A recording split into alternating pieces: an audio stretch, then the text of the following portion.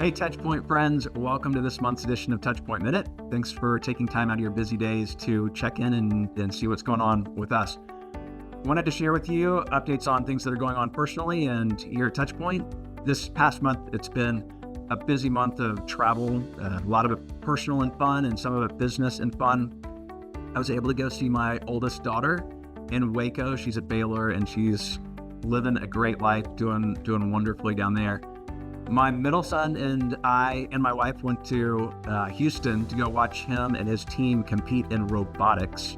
So they build these robots and compete. It's really fascinating. They ended up getting 14th in state, which is really fantastic. I was proud of them. And then my youngest turned 16. She had a volleyball tournament in Chicago, and so she and I had a daddy-daughter trip to Chicago. We went in early and were able to just have a fantastic time. Eating at restaurants and walking and sightseeing. We actually walked 34 miles before the tournament even started, so it was a great time together.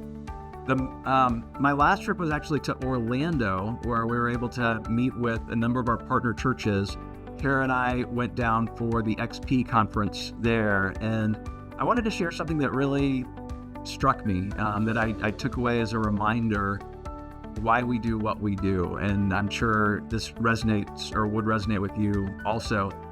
But the conversation, the theme of the few days that we spent together was around the concept of the tools that we use to have a powerful and effective, great church that makes disciples, that then, advances the kingdom of God, and how our script is backwards. How the reason we get out of bed in the morning, the reason that we have joy and love in our life is because the kingdom of God and all of its greatness. And then making disciples, and that comes from the church. And oh, by the way, we just happen to use some tools to hopefully do things more effectively. And so it was a great reminder, not that we're going to stop working on making great tools, but it's not about the tools, it's about the kingdom. And it was a really meaningful time that we had down there. Grateful to be with several of our partner churches and have great conversations.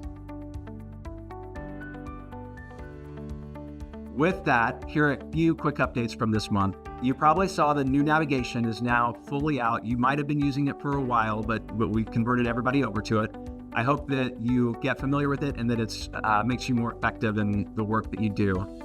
We also are launching registrations. The new registrations has been developed from the ground up. So if you haven't seen it, check it out. The old ones will still be supported, but the new one I think is going to have more power and functionality and be simpler for you and your team to use. So keep an eye out for that. And then I'll mention a few things that you may want to keep your eye on this month. We have a replay of our April webinar that was on the integrated strategy around database, mobile, web, giving, communication. How do you tie all of that into one ecosystem to make your church more effective in the tools that it uses? Also, we have a webinar coming up with Jessica Siri. Jessica, thank you for leading. She's going to be sharing around getting buy-in from your team and your staff. That concept of bringing your staff into community to advance the kingdom. And then finally, we are doing a roundtable that has limited seating, but it's going to be on engagement scores.